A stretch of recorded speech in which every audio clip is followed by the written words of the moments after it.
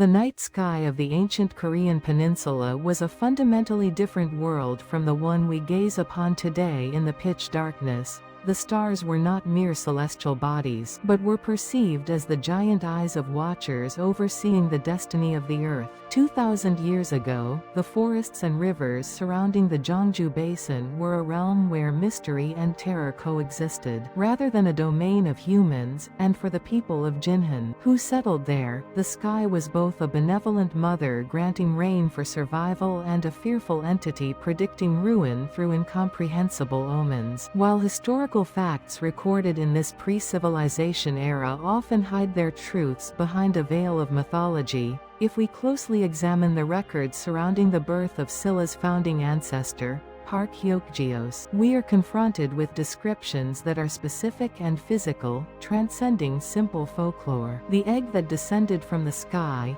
the blinding brilliance surrounding it, and the bizarre reactions of earthly beasts raise a reasonable suspicion that this may be a desperate eyewitness account, recorded in the language of ancient people who witnessed a shocking aerial phenomenon they could not explain with their knowledge. In 69 BC, the political landscape of the southeastern Korean peninsula was loose, with 6 villages maintaining independent powers without a strong, established kingship, and the chiefs of these 6 clans gathered on the embankment of the Alchean stream, deep in agony over the future. With the people uncontrolled, living in dissipation and complacency, and a society without a focal point facing the crisis of crumbling like a sandcastle before external threats, the desire to find a virtuous person to crown as king and establish a new order was more desperate than ever. The Samguk Yusa and Samguk Sagi record that when they climbed to a high place and looked south, they detected a strange energy near Najong, a well at the foot of Mount Yangsan, which seems to describe an anomaly in the atmosphere beyond simple visual observation. If we exclude modern meteorological or astronomical interpretations and return to the perspective of ancient people, what they witnessed was not something springing from the ground, but a powerful flow of energy that clearly descended vertically from the sky and plugged into a specific coordinate on the earth. According to the records, a strange aura, like electricity, hovered by the Najong well, and at its center was a shape resembling a white horse. Kneeling and bowing here, we must deeply consider whether the expression, white horse, refers to a real animal or is a metaphor used by ancient people to describe an unknown object they witnessed for the first time by comparing it to their most familiar and sacred animal. In ancient civilizations, beings or objects descending from the sky were often described as winged beasts or shining animals, and if what they witnessed was a flying object with a smooth metallic surface, we cannot rule out the possibility that they described its appearance, reflecting the sunlight in a brilliant white, as a white horse. The narrative that when the chiefs approached, the white horse let out a long cry and flew up into the sky is surprisingly dynamic and concrete, seemingly describing a scene where the object landed briefly on the ground and then rapidly ascended out of the atmosphere, gaining propulsion. The truth hidden behind the unrealistic description of a horse flying into the sky is likely a record of the mixture of awe and terror felt by ancient people who witnessed the roar and upward trajectory of a flying vehicle using thrusters for vertical takeoff. Where the horse disappeared, a single purple-hued egg was left behind, and the descriptions of this egg's size, color, and texture strongly exude an artificial and alien feeling, far removed from the characteristics of a biological egg. The record that it was purple, or a violet with a reddish tint, unlike ordinary eggs that are white or light brown, suggests that this object was made of an unknown material or that its surface was luminescing due to heat or energy emitting from within. The appearance of the boy who broke out of the egg was also extraordinary. The record that radiance emitted from his body might be a cliché expression to modify the birth of a saint, but when connected with the previous context of the flying object's landing, it leaves room for an intriguing interpretation that it was an artificial lighting effect emitted by the clothes or equipment he was wearing, or a protective device surrounding him. The description that as soon as this child emerged from the egg, birds and beasts gathered as if dancing, the earth trembled, and the sun and moon became clear implies that the appearance of a being with highly advanced technology caused temporary changes in the surrounding electromagnetic field or atmosphere, or that their visit was accompanied by a powerful wave detectable by the entire natural world. The name Park Hyeokgeose itself hides a significant code related to light. Hyeokgeose implies ruling the world brightly, in the Silla dialect, and his surname, Park, was given because the egg he was born from resembled a gourd back. However, what we should focus on here is the attribute of light. He brought this strongly appears not as abstract light symbolizing wisdom or virtue, but as a tangible light source that physically dispels darkness and illuminates space. The record that radiance shone from his body when he was washed could be an ancient observation of a special purification process, removing bacteria or contaminants, or perhaps his skin tissue was different from that of earthly humans. The background behind the 6 clan chiefs feeling awe and deciding to crown him king immediately. Upon seeing the child likely involved in instinctive submission to the overwhelming power and technological disparity demonstrated by the object, he arrived in and the supernatural phenomena surrounding him, rather than simply the child's outstanding appearance. Looking at other founding myths of Northeast Asia from a similar period, the motif of an egg descending from the sky is commonly found in Jumong of Goguryeo or King Suro of Gaia, but in the case of Park Hyeokgeose, the process of descent is combined with a specific location Najong, a witness Soboolgong, and visual effects purple aura, white horse, remaining vivid like an incident report. This could be a political myth created as the founding forces of Silla migrated to the southeast of the Korean peninsula along the path of northern nomadic tribes, preaching their ideology of being descendants of heaven to the indigenous people. But beneath the surface, there exists the possibility that a unique astronomical phenomenon, a falling comet, or a third encounter not yet identified by us,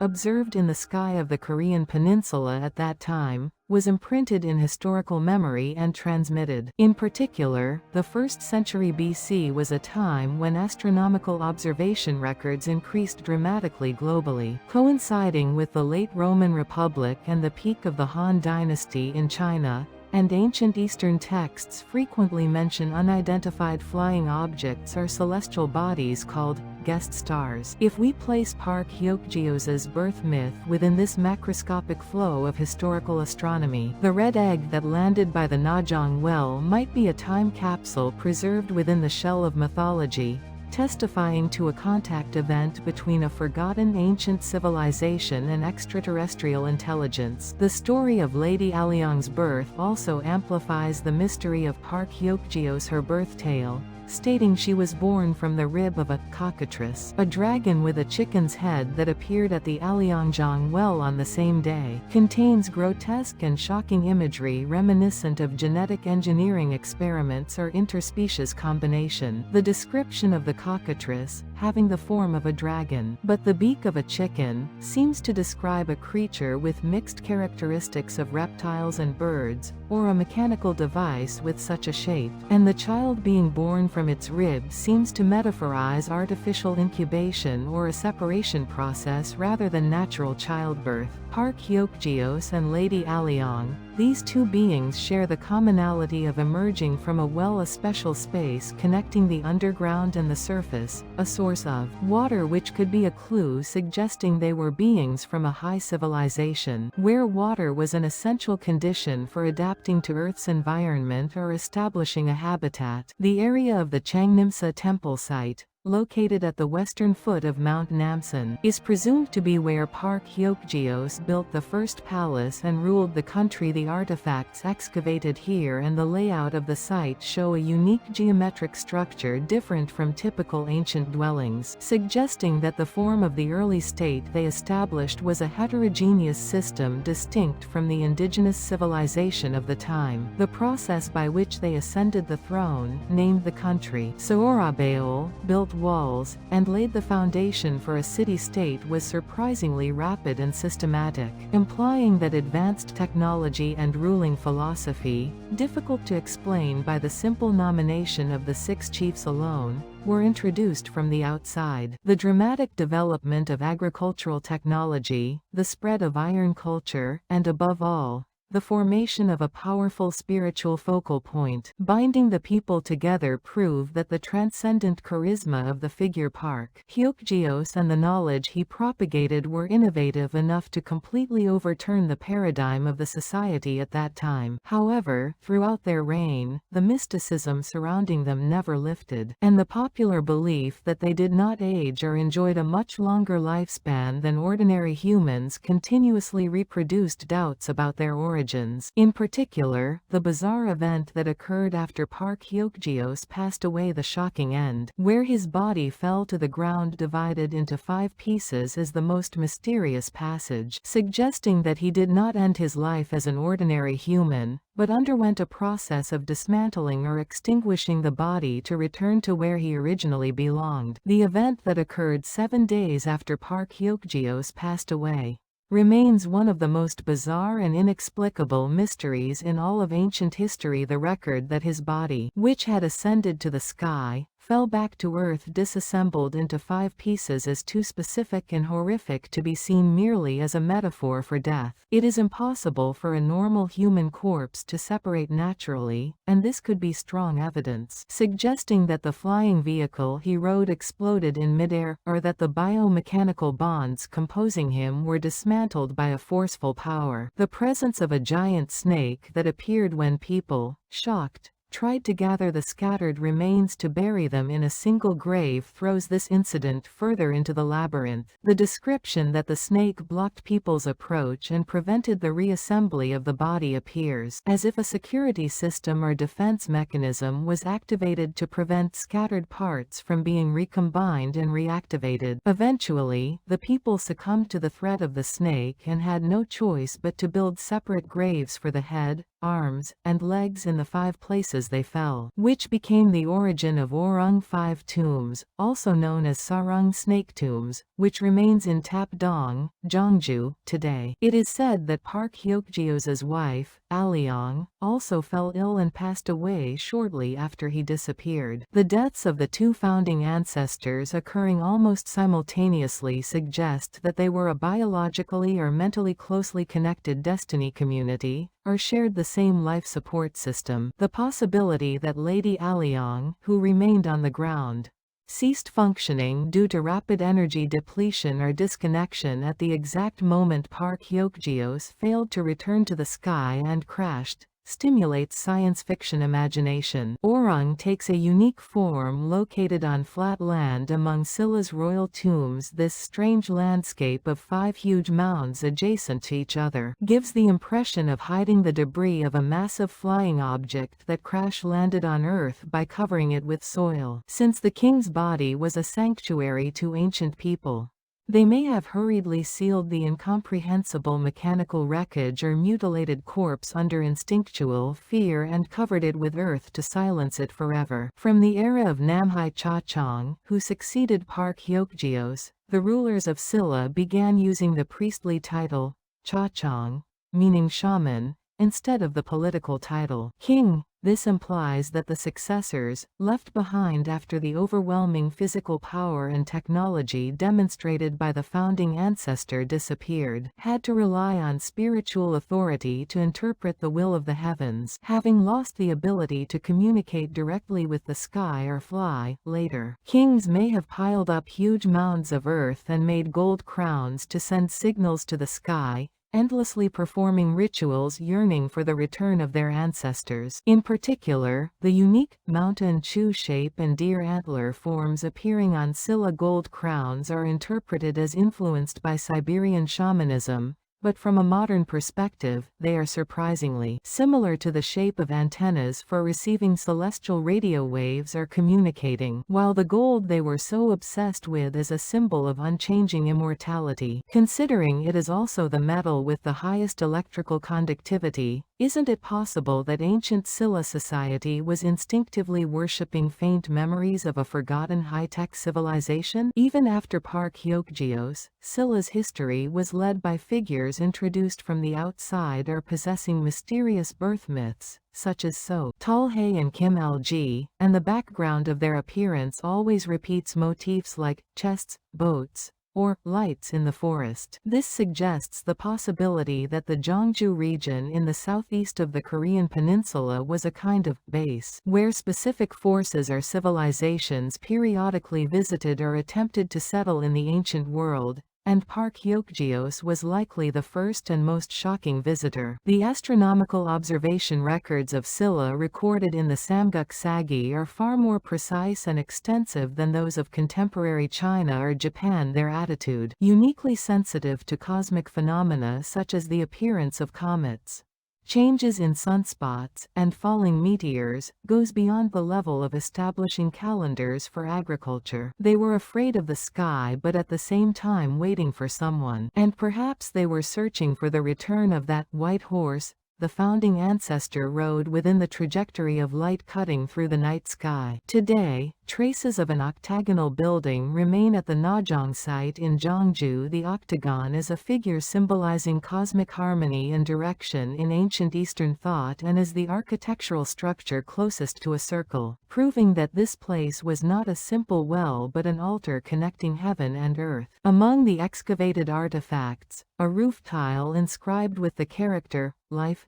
Sheng was found, which was likely a marker indicating that this was not just commemorating the birth of Park Hyeokgeose, but marking a sanctuary where life began, or where a life form from another dimension first set foot on this land. We must now stop dismissing the Park Hyeokgeose myth as a mere fairy tale about a child born from an egg, and re-evaluate it as a record desperately translated into the language and worldview of ancient people who witnessed incomprehensible phenomena 2,000 years ago. Egg birth myths are distributed worldwide, but cases like Silla, which possess a complete narrative including specific flight trajectories, landing points, bioluminescence, and even a death reminiscent of mechanical disassembly, are rare. Of course, academia interprets this as the deification of the migration of northern nomadic tribes and the influx of advanced Bronze Age civilization, explaining that the egg symbolizes a new world and the horse a rapid means of transportation. However, behind that rational interpretation, unexplained gaps still exist, and the purple radiance emitting through those gaps stimulates our imagination, forcing us to ask fundamental questions about the origins of human history. Who was Park Hyeokgeose truly? Was he a pioneer who delivered the spark of civilization to a barren land? Or was he a solitary traveler who crash-landed on this small planet after crossing the vast ocean of the universe? Whatever the truth may be, what is clear is that the legacy he left became the massive root supporting the thousand-year kingdom of Silla. And that root still lies deep beneath the soil of Gyeongju, breathing while holding secrets we have yet to solve. Even now, walking along the forest path of Orong in Gyeongju, one falls into the illusion that the sound of bamboo swaying in the wind sounds like the faint engine noise of a flying vehicle ascending to the sky 2,000 years ago. The 5 huge tombs are silent. But within that silence, the grand and sorrowful epic of a being who descended from the sky to rule the land and then scattered back to the sky may be sealed forever, waiting for the day the stars of the night sky descend upon this land once more.